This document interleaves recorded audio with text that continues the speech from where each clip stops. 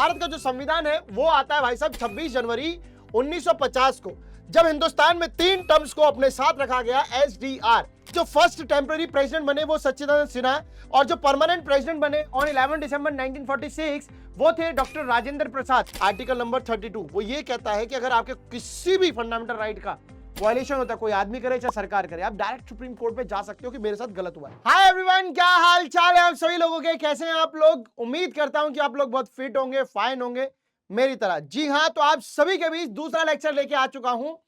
Are constitution हम लोग पढ़ने वाले, बहुत ही आसान है यार, बहुत ही आसान है। मतलब मैं क्या कहूं, इतना आसान है, मतलब मुझे बोलते हुए भी ऐसा लग रहा है कि बहुत आसान है, समझ रहे हो, इतना आसान है।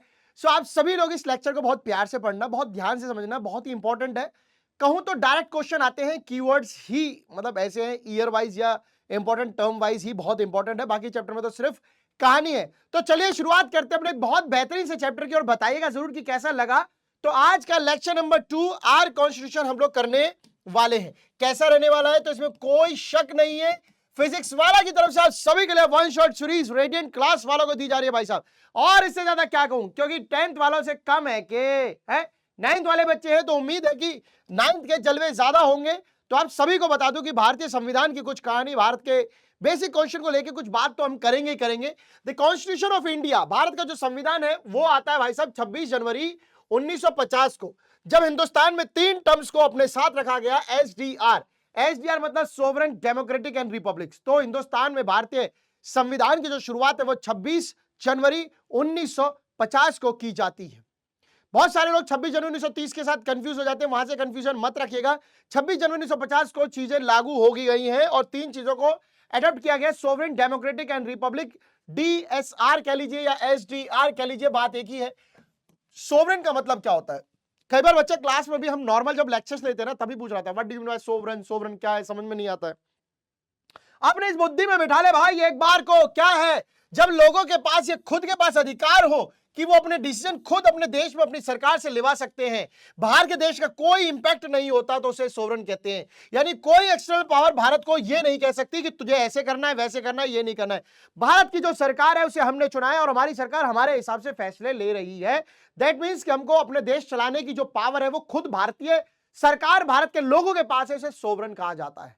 दूसरे देश चलाते तो अलग बात थी, फिर हम सोवरेन नहीं होते। सोवरेन का मतलब है रूलिंग पावर भारतीय लोगों के हाथ में है। डेमोक्रेटिक क्या होता है? डेमोक्रेटिक क्या होता है? सरकार चलाने का एक वह रूप, एक तरीका जहां पे हम अपने नेताओं को चुनते हैं और वो हमारे बिहाफ पर सरकार को बनाकर देश चलाते हैं, बस डेमोक्रेटिक। रिपब्लिक क्या होता है? जहां पर देश का, राज्य का जो मुखिया होता है वो क्या होता है? इलेक्टेड पर्सन होता है, ना कि हेरिडिटी पर्सन। रिपब्लिक का मतलब है जब जनता किसी को चुने, यानी कि ऐसा नहीं कि राजा का बेटा राजा, राजा का बेटा राजा, उसका बेटा आजा, ये सब नहीं रे, बाहर में जाए सब आजा, सिंपल सी बात है। राजा का बेटा राजा नहीं बनेगा। भारतीय संविधान है, संविधान के हिसाब से यह रिपब्लिकन फॉर्म ऑफ गवर्नमेंट होती है, यानी कि जब सरकार को लोग चुनते हैं तो उसे रिपब्लिक फॉर्म ऑफ गवर्नमेंट बोला जाता है। तो ये सब कुछ 26 जनवरी 1950 से लागू था। कॉन्स्टिट्यूशन एक बहुत बड़ा इलेबोरेटिव डॉक्यूमेंट है, कॉम्प्रिहेंसिव मतलब एक बहुत बड़ा डॉक्यूमेंट है जिसमें बहुत सारे रूल रेगुलेशन बताए गए हैं। क्या रूल रेगुलेशन रिगार्डिंग है? रूल रेगुलेशन वो रूल रेगुलेशन जो हमें बताते हैं कि हमारे राइट्स क्या है, हमारे अधिकार क्या है, हमारी जिम्मेदारियां क्या है, what are the rights and duty of ours. हमारे भी तो कुछ संविधान में कुछ राइट्स रूल रेगुलेशन है, वो सब कहां बताए गए हैं? संविधान में बताए गए हैं, जिसके तहत उसमें एक चीज और बताई गई है कि सरकार को कैसे चलना है, the manner according to which government, कैसे देश की जो सरकार है वो इस देश को चलाएगी, कैसे इस देश को आगे बढ़ाना है, ये सब कुछ संविधान में लिखा हुआ है। आगे चलते हैं, आगे चलते हैं। संविधान यानी कि आपको यह भी बताएगा कि भाई साहब 3 जो ऑर्गन्स है हमारे सरकार के, उनकी क्या रोल है, कैसे उन्हें चलना चाहिए। What are the 3 organs of a government? Legislative यानी पार्लियामेंट वाले लोग जो कानून बनाते हैं, एग्जीक्यूटिव जो एग्जीक्यूट करते हैं, कानून को लागू करते हैं, and third is the most important and the most करीबी to our my heart, that is judicial, न्यायिक। जुडिशियल में क्या आते हैं आप बताइए मुझे, जल्दी से फटाफट बताइए। क्या सुप्रीम कोर्ट इसका पार्ट है? क्या सुप्रीम कोर्ट इसका पार्ट है? एवरीवन, क्या सुप्रीम कोर्ट इसका पार्ट है? क्या हाई कोर्ट्स इसके पार्ट है? क्या डिस्ट्रिक्ट कोर्ट्स इसके पार्ट है? एवरीवन, जुडिशरी में क्या क्या आता है? क्या डिस्ट्रिक्ट कोर्ट इसके पार्ट है? क्या सबऑर्डिनेट कोर्ट्स इसके पार्ट है? जल्दी से जो बच्चा बताएगा उसे मेरी तरफ से एक क्लियर ट्रॉफी, वो खुद से घर जाके खुद खरीद के खा ले, because I do not have lot of पैसा, बट आप समझ सकते हो कि मैं आपको सिर्फ समझा सकता हूं। समझाना क्या है दोस्तों? 3 ऑर्गन ये कैसे काम करेंगे ये भी संविधान में लिखा हुआ है, और स्टेट कैसे इंटर रिलेट रहेंगे ये भी। देखिए उत्तर प्रदेश जो है भारत से जुड़ा हुआ है, उत्तर प्रदेश के भरोसे बिहार, यूपी, मतलब बिहार, पंजाब, हरियाणा, इनका भी कुछ ना कुछ सम्मेलन तो होगा ना भाई साहब। समझ सकते हो नहीं समझ सकते हो? कोई राज्य अपने आप में अलग नहीं है, सब एक दूसरे में मिलकर काम कर रहे हैं। जब सब मिलते हैं ना तब भारत जुड़ा रहता है, जब सब अलग होंगे तो भारत कैसे जुड़ेगा? तो भारत जुड़ा हुआ है क्योंकि सब राज्य एक दूसरे से इंटर रिलेट हैं। संविधान ही आपको यह बताता है क्या interest of the citizen bye restraining the government from taking arbitrary decision. Arbitrary decision क्या होता है? मान लीजिए कि सरकार ये कह दे कि हम अपने हिसाब से चलेंगे। अरे तू कौन, मतलब हमको कह रही है? तो ये नहीं हो सकता। सरकार को पता होना चाहिए कि सरकार किस लिमिट में काम कर सकती है। हमारे भी रूल्स है, राइट्स हैं, रेगुलेशन है, हमारे भी तो राइट्स हैं, ड्यूटीज है, उसको सरकार छीन कैसे सकती है भाई? अगर मेरा अधिकार है, मेरे को घूमने का, कहीं जाने का, right to freedom of speech and expression, तो सरकार मुझे दबा नहीं सकती। इसलिए आप देखेंगे कई बार बहुत सारे लोग बहुत सारी गलत चीजें बोल जाते हैं, बट क्यों? क्योंकि उनके पास राइट है, राइट टू स्पीच है। तो यही चीज है कि आपको सरकार जो है जबरदस्ती दबा नहीं सकती। सो संविधान का मेन एम क्या है कि ताकि देश में सरकार स्मूथली चलती रहे और जनता का भला होता रहे। सरकार का क्या एम होना चाहिए? सरकार का एम ये होना चाहिए कि लोगों को परेशान ना करे, किसी को भी।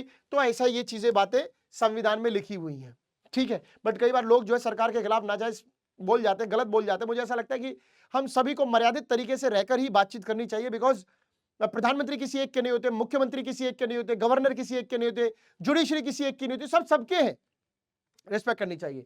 तो शुरुआत करते हैं कि संविधान कैसे शुरू हुआ। देखिए कैबिनेट मिशन प्लान आया था हिंदुस्तान में 1946 में। कैबिनेट मिशन प्लान आया 1946 में, हिंदुस्तान आता है और यहां पर आपको कई सारे प्रपोजल देता है कि ये नीति ऐसे मान लो, वैसे मान लो, जिससे कि क्या है, हम फ्रीडम फाइटर जो हमारे उस समय फ्रीडम फाइटर्स थे, जो आजादी के लिए लड़ रहे थे, जो नेशनलिस्ट लोग थे, उनको कई सारे समझौते बताते कि भाई ऐसे ऐसे कर लेते हैं। सो उनमें से एक प्रपोजल ये था कि that setting of the constitution assembly हम कर देंगे and numbers to be elected indirectly by the provincial legislative assembly. एक प्रपोजल उन्होंने रखा कि हम आपके लिए संविधान सभा बना देंगे। कॉन्स्टिट्यूशन असेंबली मतलब एक ऐसी असेंबली जिसका मेन एम था भारत के लिए कॉन्स्टिट्यूशन को बनाना। कॉन्स्टिट्यूशन असेंबली मतलब एक असेंबली, ऐसा ग्रुप ऑफ पीपल जो भारतीय कॉन्स्टिट्यूशन को बनाएंगे, उनके लिए कहते हैं कॉन्स्टिट्यूशन असेंबली बनाएंगे। बट इसके जो मेंबर्स होंगे ना वो इनडायरेक्टली इलेक्टेड होंगे। डायरेक्टली इलेक्टेड नहीं, इनडायरेक्टली इलेक्टेड। मतलब जो पीएलए यानी लोअर हाउस था अंग्रेजों के टाइम पर, यानी कि जैसे हमारा पार्लियामेंट है ना, पार्लियामेंट का लोअर हाउस है लोकसभा, वैसे अंग्रेजों के टाइम जो लोकसभा के रूप में था वो था प्रोविंशियल लेजिस्लेटिव असेंबली। इसके यहां से जो लोग बोलेंगे कि जिसको मेंबर होना चाहिए कॉन्स्टिट्यूशन असेंबली का वो होगा। तो एक बात बताइए, वो ऐसे कैसे चल जाएगा? नहीं ऐसे कैसे चल जाएगा? भारत के लोगों का मामला है, थोड़े से लोगों से कैसे फैसला हो जाएगा? So election to the provincial legislative assembly were completed by the July 1946। अब सुनिएगा, जुलाई 1946 तक इलेक्शन वगैरह हो गए, प्रोविंशियल असेंबली के पूरे सब इलेक्शन वगैरह सब करा दिए गए हैं, सब कुछ तय हो गया। चलिए अच्छी बात है। सो द प्रिंसली स्टेट जो थी, अब सबको रिप्रेजेंटेशन की बात है, लोगों ने चुना, ठीक है। प्रिंसली स्टेट जानते हो, जो राज घराने होते हैं, राजाओं के जो इलाके होते हैं, उनके भी तो रिप्रेजेंट, भाई मंत्री हो गए, नेशनलिस्ट हो गए, वुमेन, नॉर्मल लोग सब हो गए। राजाओं का क्या, राजा भी तो उस देश में रहते हैं। तो राजाओं का जो रिप्रेजेंटेशन था वो किसने किया था? They were nominated by the rulers of the state. Princely state, राजाओं ने अपने ब्याह पर अपने रिप्रेजेंटेटिव चुन के भेजे, जो उनके नाम पर उनके ब्याह पर बातें करेंगे। So the constitution assembly of undivided India. इसका क्या मतलब है? इसका मतलब है कि अभी मैंने जब आपको पढ़ाया, मैंने ये नहीं बोला कि हिंदुस्तान और पाकिस्तान, मैंने बोला भारत एक संविधान सभा। सिंपल सी बात है, यानी कि जब पाकिस्तान अलग नहीं हुआ है तो अनडिवाइडेड इंडिया मतलब इंडिया प्लस पाकिस्तान। उसमें उस समय इनिशियली कितने मेंबर थे? 389 थे, जब पाकिस्तान अलग नहीं हुआ था। 292 हमने चुने, क्योंकि मैंने आपको क्या बोला कि सब तुम थोड़े से कैसे चुन सकते हो। 292 इलेक्ट हुए, 93 नॉमिनेट किए राजकुमारों ने, 3 ब्रिटिश सरकार के कमिश्नर प्रोविंस से एंड 1 फ्रॉम द ब्रिटिश से।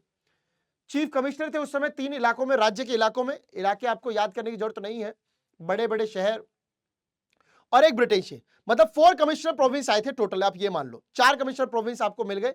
4 नहीं मानोगे तो ऐसे मान लो 3 कमिश्नर प्रोविंस और एक ब्रिटेन से, एक ब्रिटिश सरकार से द्वारा डायरेक्ट अपॉइंटेड लोग।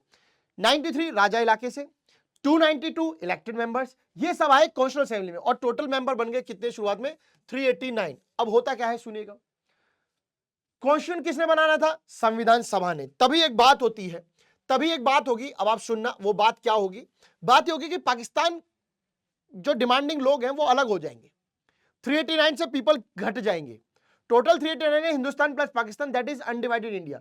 पर हिंदुस्तान का बंटवारा तो तय है, आपको पता है, ये कोई नई बात तो है नहीं, वो तो हो चुका था ऑलरेडी, पाकिस्तान हमारे से ही गया है। तो पहली बार जो संविधान सभा की मीटिंग हुई थी, संविधान सभा चुन गई, सब लोग आ गए, अभी अलग नहीं हो रहे, ध्यान रखना, अभी सब एक है, मिलकर पहली बार मीटिंग करते हैं। 9 दिसंबर 1946 को पहली मीटिंग हो गई। तो जब मीटिंग होती है तो कोई एक तो मुखिया रहेगा, एक तो हेड रहेगा। उस समय तक टेम्पररी प्रेसिडेंट थे, जो कि सबसे सीनियर मेंबर भी थे, सेंट्रल असेंबली के। नाम था डॉक्टर सच्चिदानंद सिन्हा। अब बच्चों को ट्रिक में ये बताता हूं, बच्चों को कई बार कंफ्यूजन ये रहती है कि जो कॉन्स्टिट्यूंट असेंबली थी इसके मेंबर्स के जो प्रेसिडेंट हैं हम वो भूल जाते हैं। कई बार पेपर में पूछ लेता है कि सच्चिदानंद सिन्हा,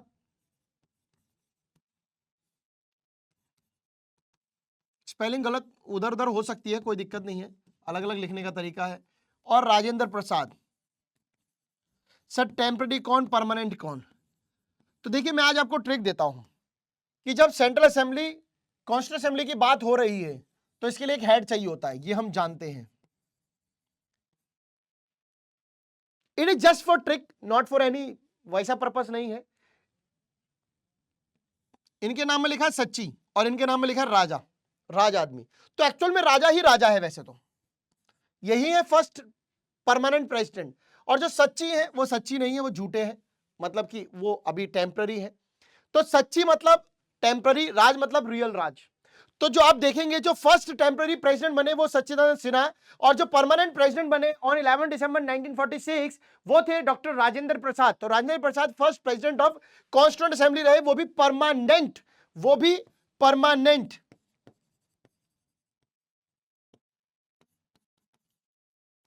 वो भी क्या रहे, परमानेंट। और सच्चिदानंद सिन्हा है टेम्पररी प्रेसिडेंट। ठीक है, आगे चलते हैं।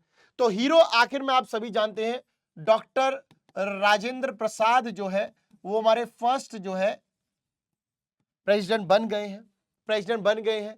अब हुआ क्या कि जब ये सब कुछ सही चल रहा था तो कॉन्स्टिट्यूंट असेंबली से मुस्लिम असेंबली कहती है कि तुम हमको अपने साथ मत रखो भाई, हमसे जोड़िए मत, हम अलग हैं, हम अलग से पाकिस्तान के लिए डिमांड करेंगे। सो मुस्लिम लीग ने कॉन्स्टिट्यूंट असेंबली का लीग का बॉयकॉट किया और डिमांड की कि हमको क्या चाहिए, हमको चाहिए पाकिस्तान। तो ध्यान रखिएगा मेरे दोस्तों, अब इंडिया और पाकिस्तान का डिवीजन जो है वो होना तय है। सो 389 मेंबर्स में से ऑब्वियसली बात है ब्रेकेज होगा ही होगा, ब्रेक होगा ही होगा। ठीक है, तो ऐसे रिजल्ट क्या हुआ, जब ब्रेक हुआ तो मेंबरशिप ऑफ कॉन्स्टिट्यूंट असेंबली कितनी थी टोटल, 389, घट के कितनी हो गई भाई साहब, घट के कितनी हो गई, 299। 389 से कितना हो गया, 299। आफ्टर पाकिस्तान की डिमांड के बाद, उस 299 में से भी 284 मेंबर्स एक्चुअली प्रेजेंट थे। कब, 26 नवंबर 1949 को। एंड एग्री किया उन्होंने, अपने सिग्नेचर किए। कॉन्स्टिट्यूंट असेंबली जब फाइनली पास हुई तो 26 नवंबर, कुछ की मान लीजिए, बाकी का छोड़िए, 1949 को इस 299 में से भी कितने लोग प्रेजेंट हुए, 284। बाकी के लोग कहां गए, आए नहीं, जो भी रहा, जो पाकिस्तान चले गए वो अलग बात थी। सो डॉक्टर राजेंद्र प्रसाद ही कंटिन्यू कर रहे थे परमानेंट प्रेसिडेंट के तौर पे। क्लियर है सभी लोगों को कि एक्चुअल काउंटिंग नंबर थी 389, पाकिस्तान तब तक 7 था, पाकिस्तान अलग हुआ 299। जब ऑफिशियली एक्चुअली जब कॉन्स्टिट्यूंट असेंबली ने पास किया तब 284 थे, 299 तब भी नहीं थे। सो 9 दिसंबर 1946 से लेकर 14 अगस्त 1947 तक, जब तक पाकिस्तान अलग हुआ, कितने मीटिंग हुई कॉन्स्टिट्यूंट असेंबली की, टोटल 5 सेशन हुए। कितने सेशन हुए, 5 sessions of constituent assembly, 5 sessions of constituent assembly. Clear है, 5 sessions of constituent assembly, total 5 session हुए। कैबिनेट मिशन प्लान जो था उसने इंश्योर किया था कि हम 3 कैटेगरी को तो पूरा रिप्रेजेंटेशन देंगे। मतलब इनके लोग तो होंगे, किन किन के, Muslim, Sikh and general category. General category में सारे, मुस्लिम को स्पेशली एंड सिख को अलग से। So the Congress leader had however insured that other communities, Congress का ये कहना था यार यही 3 थोड़ी है, अब इसके अलावा एंग्लो इंडियंस है, जो मतलब यूरोपियन, जैसे बाहर के जो लोग थे, जब अंग्रेज यहाँ पे कब्जा करने आए, उनके लोग यहाँ पे जो शादी करके रह गए तो वो एंग्लो इंडियन कहलाए, उनके बच्चे एंग्लो इंडियन कहलाए। ठीक है, Indian, Christian, schedule caste, schedule tribe, इनको भी रिप्रेजेंटेशन मिलना चाहिए, सबको जनरल कैटेगरी में नहीं डाल सकते। सो एंग्लो इंडियंस को रिप्रेजेंट कौन कर रहा था उस समय, Frank Anthony and MS Prater. Indian Christian को कौन कर रहा था, एससी मुखर्जी, एक एक नाम याद रख लो। पारसीज को मोदी साहब, अभी प्रधानमंत्री मोदी नहीं, वही। जफर इमाम एंड मोहम्मद सादुल्ला। हालांकि मुसलमान जो कांग्रेस, आप समझ रहे हैं कि कांग्रेस से अलग होकर पाकिस्तान में चले गए, इसके बाद जो हिंदुस्तान में मुसलमान रह गए उनको रिप्रेजेंट करने के लिए, मुस्लिम कम्युनिटी को रिप्रेजेंट करने के लिए ये 2 लोग थे। एंड सिखों को रिप्रेजेंट करने के लिए सरदार हुकुम सिंह एंड उज्जवल सिंह, ये 2 लोग थे, सरदार हुकुम सिंह एंड उज्जवल सिंह। तो ऑब्जेक्टिव रिजोल्यूशन की पास बात करते हैं कुछ एक ऐसा प्रस्ताव जिसमें कुछ ऑब्जेक्टिव थे जो कि जवाहरलाल नेहरू ने ही ये रेजोल्यूशन लेके आए थे. So when the constituent assembly started the work of drafting the constituency started the work of drafting constitution, तो जवाहरलाल नेहरू ने एक ऑब्जेक्टिव रेजोल्यूशन पास करवाया था. कब करवाया था? 13 दिसंबर 1946 को. याद रखना ये डेट, 13 दिसंबर 1946. 13 दिसंबर 1946 ऑब्जेक्टिव रेजोल्यूशन कब आया? 13 दिसंबर 1946 को. इस रेजोल्यूशन में क्या था? आजाद भारत बट लोगों के द्वारा चुना हुआ भारत की सरकार. Ideas of social Republic, political democracy, economic democracy, सबको आजादी मिलेगी. समाज में भी राजनीतिक रूप से कोई चुनाव लड़ सकता है और आर्थिक रूप से कोई बिजनेस धंधा पानी कर सकता है. The republican would grant fundamental right to citizen. चुनी हुई सरकार, इस देश में सभी को फंडामेंटल राइट्स मिलेंगे, सबको आजादी रहेगी.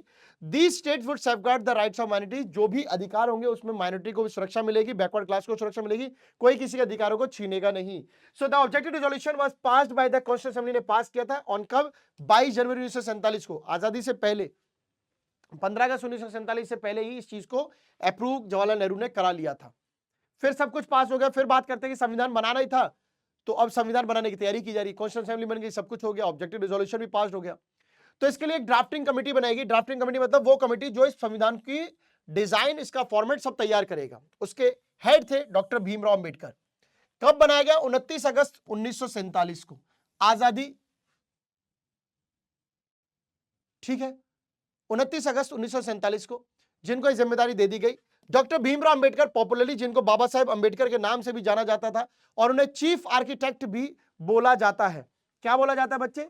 चीफ आर्किटेक्ट भी उनको बोला जाता है. अब ये भीमराव अंबेडकर आप सभी जानते हैं कि कौन है भाई साहब. संविधान को बनाने के लिए एक बेहतरीन सा काम इन्होंने किया है, बेहतरीन सा काम इन्होंने किया है. आप सभी लोग जानते हैं, राइट? आप सभी लोग जानते हैं कि संविधान में एक अहम भूमिका निभाने वाले व्यक्ति रहे हैं बाबा साहेब भीमराव अंबेडकर. तो ये कौन थे? ये एक जाने माने जूरिस्ट यानी वकील आदमी, अच्छे पढ़े लिखे, इकोनॉमिक्स, पॉलिटिकली रूप से सक्षम एंड सोशल रिफॉर्मर, समाज में सुधारक थे, समाज में अच्छी बातों को प्रेरणा देते थे. जो कॉन्स्टिट्यूशन बाबा साहेब अम्बेडकर ने प्रोवाइड किया उसमें सभी को गारंटीड सुरक्षा, उनके राइट्स, आजादी, सब कुछ बात की गई, जिसमें उनको धर्म की आजादी है ना, अनटचेबिलिटी का बहिष्कार, यानी जो लोग कहते हैं कि तू मतलब ऐसा काला है, गोरा है, गरीब है, अमीर है, महिलाओं के लिए समान अधिकार, ये सारी बातें जो भीमराव अंबेडकर जी ने शेड्यूल कास्ट, शेड्यूल ट्राइब्स के लिए रखी थी. बाबा साहेब अंबेडकर ने जो बनाया था संविधान, उसमें सुन लीजिए, he made the constitution workable, flexible and strong enough. आज जो आप चीजों में एडिशन डिलीशन देख पा रहे हैं कि कोई भी चीज एडिट हो जाती है, कानून आ जाता है, कुछ भी एक्ट बदल जाता है, वो इन्हीं के बदले इन्होंने ये चीज रखा था. Provided special safeguard to the minority and certain classes, OBC, ST, SC को प्रोटेक्शन देने के लिए स्पेशली देखा गया था.